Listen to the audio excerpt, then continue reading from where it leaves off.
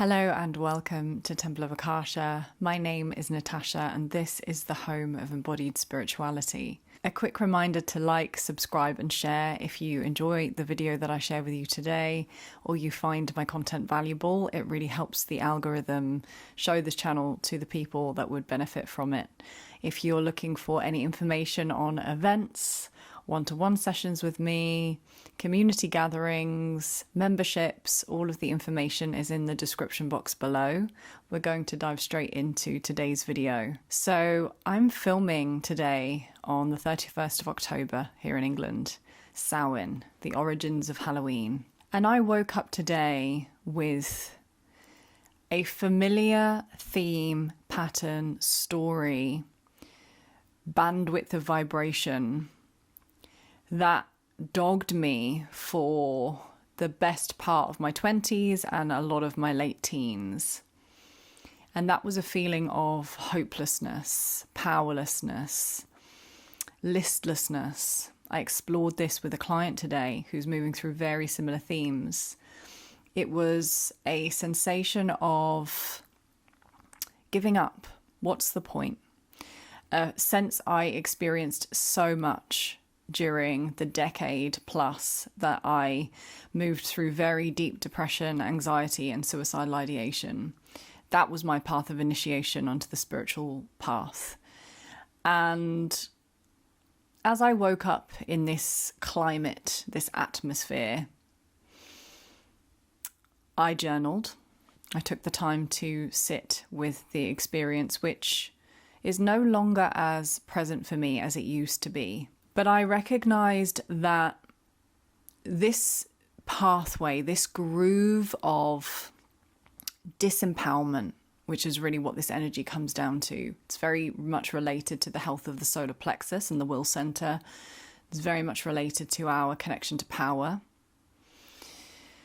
And I realized that this pathway, this groove of feeling listless, what we might call depressed, feeling somewhat nihilistic and disconnected from a sense of purpose. This was a groove, a way of being that dominated my experience for so long that I have to choose consciously every single day to not fall into that groove. A man I was dating once said to me that his experience of depression was like a door that he could always walk through at any time, and he had to choose not to walk through that door every day.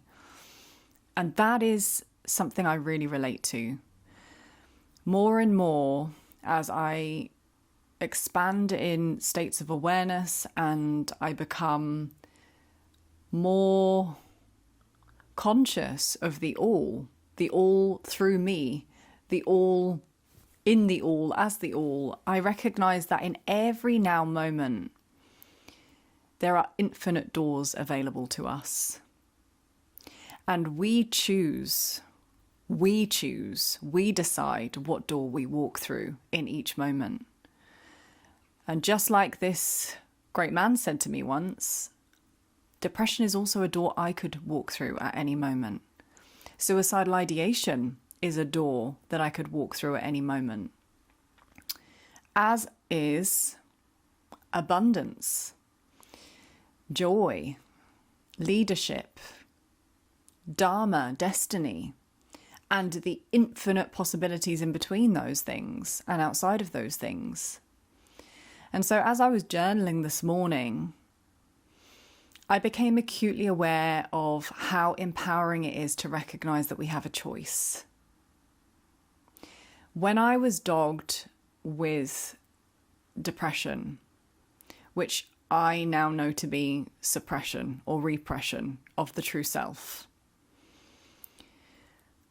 when I was in that despairing state for so much of my late teens and early 20s, I did not see that I had a choice. I felt completely victimized by my state. I felt completely helpless, hopeless, powerless. And as I was journaling today, I recognized that underneath this flat line that we can experience when we're feeling disconnected to a sense of purpose, when we're feeling listless, when we're feeling lackluster.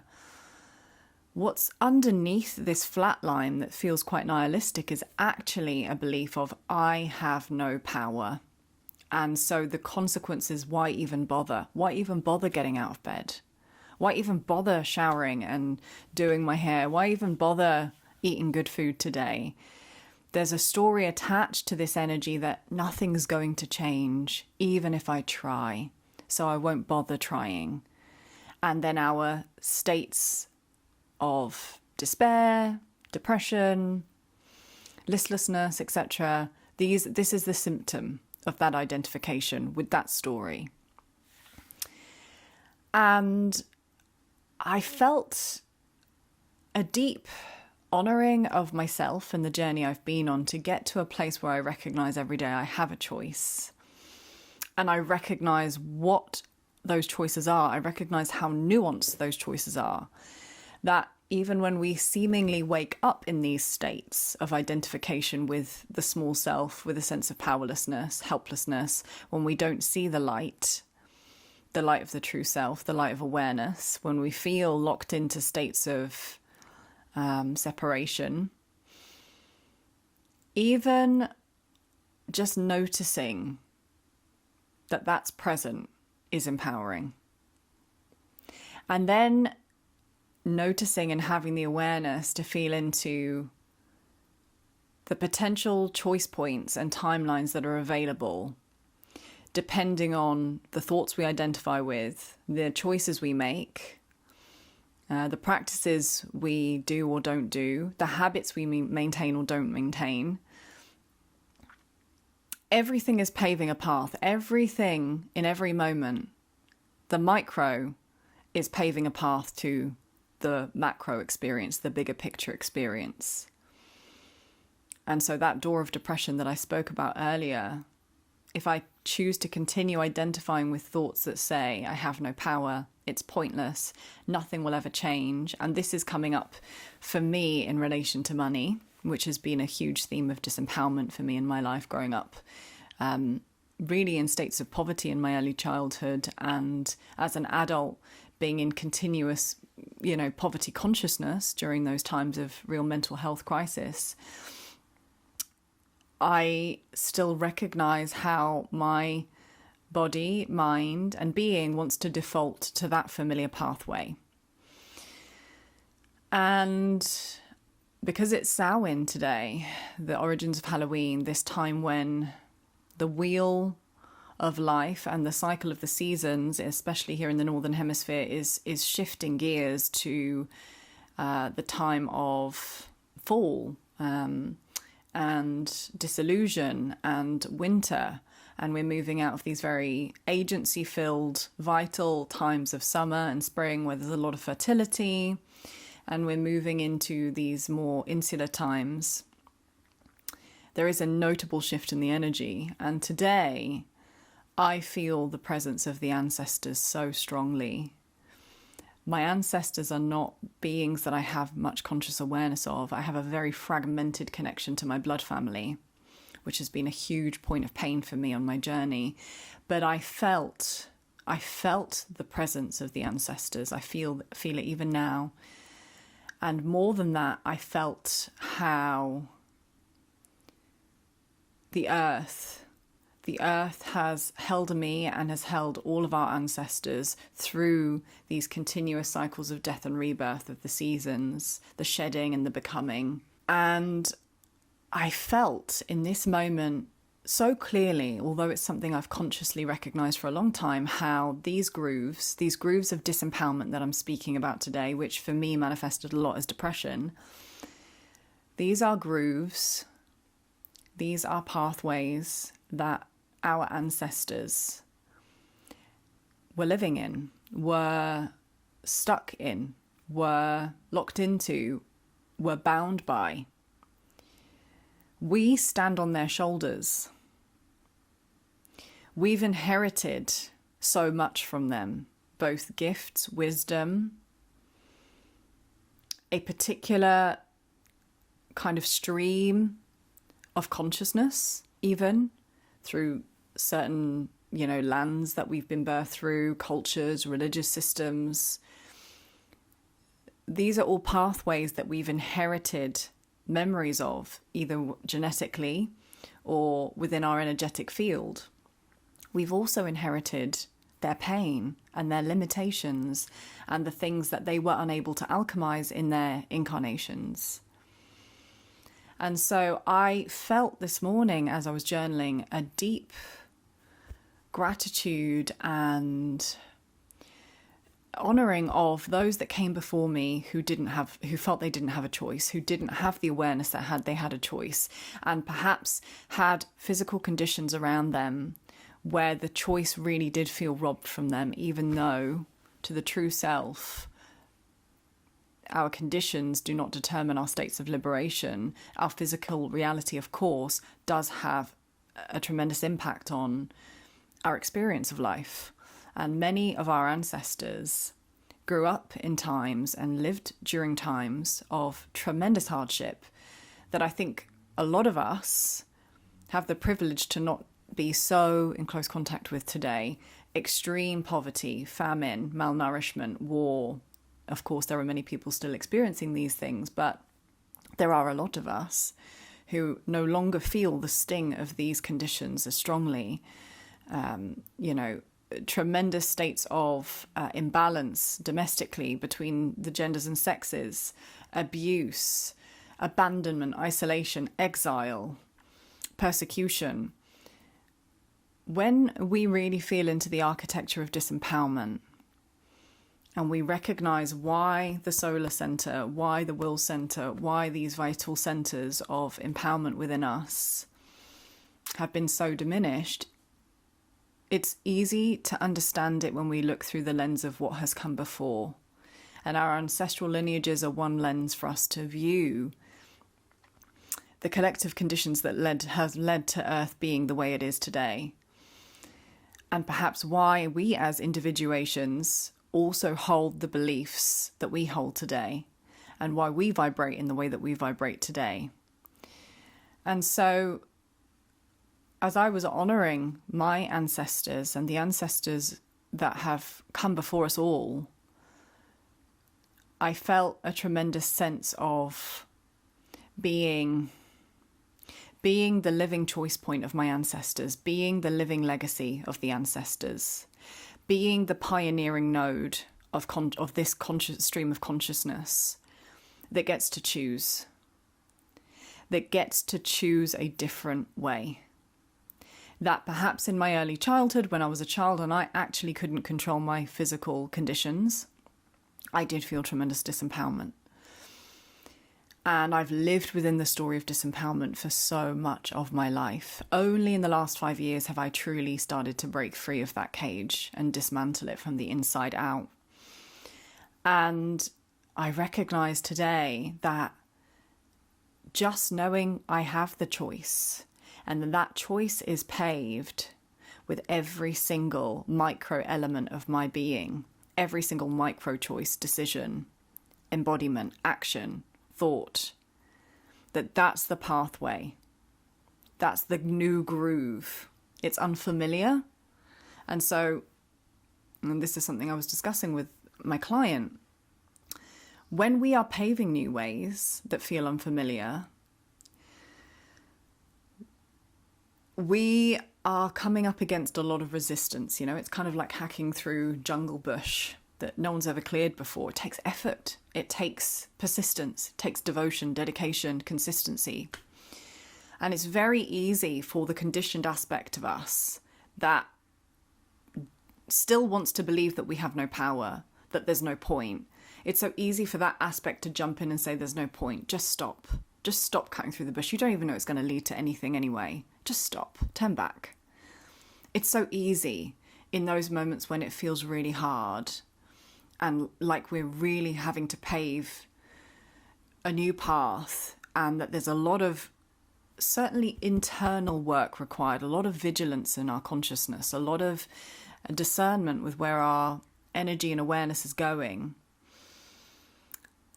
It can feel challenging.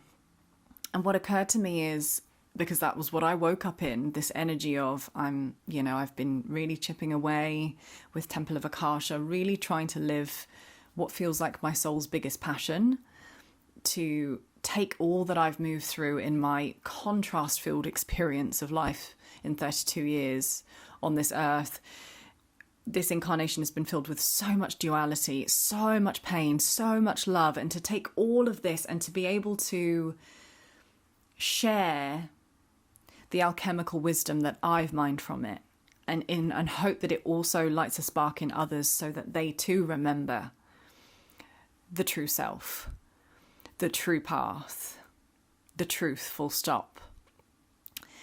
And as I was sort of feeling into just this sense of, I'm trying to really live my dharmic path, do the dharmic work, follow my soul's highest joy, and I still don't see the physical results financially in terms of not being able to pay my bills month to month, that level of depletion financially, such scarcity that it makes my conscious logical mind laugh, because I'm not a stupid person.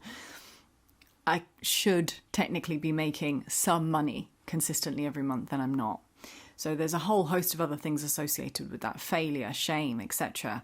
But as I just sat in that energy today, and I witnessed the mind saying, just give up on the path, give up on the work you're doing. Yes, people say it's helpful for them. Yes, some people message and say, this video has inspired me, it's awakened me, it's activated me, or they've rendered some benefit from it. But if it doesn't convert to you being able to pay your bills and ultimately feed yourself, what's the point? I saw that voice, and I recognize that I've never really stayed with the course, with the path beyond the point when the mind gets really loud and starts to resist. I don't know what's possible if I don't give up.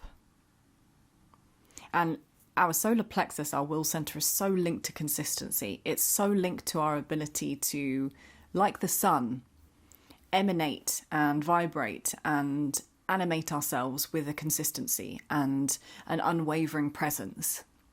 The sun is a really great archetype to understand this center and the true nature of our being.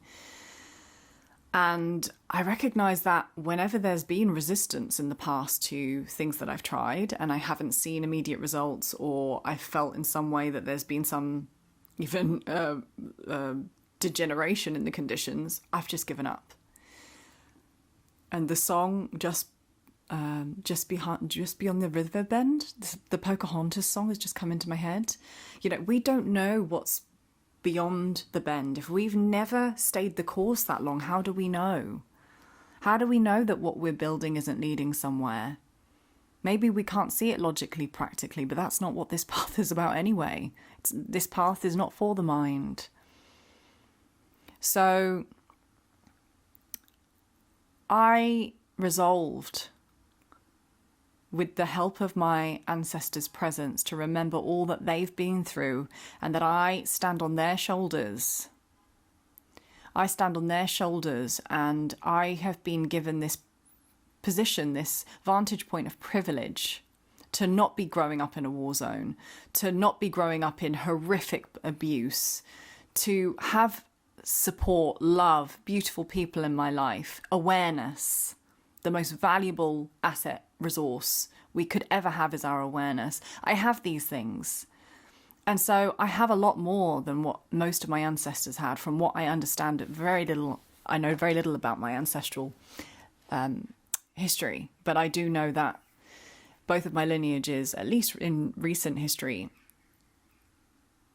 lived through tremendous hardship compared to me. And so that fortified me this morning, and it solidified a path that I've been carving for the last few weeks and months of really tending to the energetics of my inner solar energy, my own masculine energy, my own king energy, if you like, my own capacity to stay the course, to be consistent, to be dedicated, to expand in vitality, to tend to my material reality with care, and devotion, to really invest in my health. I don't know what's beyond the river bend, but I want to find out. And so this message, I hope, speaks to something in you, perhaps, if you've also resonated with this path and course of disempowerment. That this to me is the collective invitation right now, that we recognize that we are the pioneers, that we're coming to the end of an epoch and an age of disempowerment where humanity has been shielded from the truth. The truth has been veiled deliberately, distorted deliberately. And so we're fighting against a shitload of conditioning. Let's not downplay the forces that are trying to work against humanity. We are working against tremendous forces that don't wish for humanity to awaken and understand the true nature of themselves and this life and of God. So we are those pioneering nodes. We are the tipping edge of consciousness, each and every one of us alive right now. We are our ancestors' legacy, and whatever we pave will be the legacy for those that follow. So the resolve that I've made and that I will stick with, because I know the path of suffering. I've walked it enough. I've been down that road 1,000 times. I'm bored of that. It doesn't lead me anywhere. And actually, my soul is so done with that story of believing that truth, when it's so out of alignment with what I know deep within my bones to be true, that I'm ready to shed it on this auspicious day of Samhain, the time of shedding, of letting go, of taking the harvest of what has been fruitful and letting go of the rest. And I'm going to stay with the course that is not so familiar to me, but I sense holds deep medicine for me and deep magic for all of us. And that is the magic and the medicine of consistency, the magic and the medicine of devotion, of faith, of recognizing that we have a choice, that in every moment we get to decide, and that's the privilege. That's the privilege, that we even have the awareness.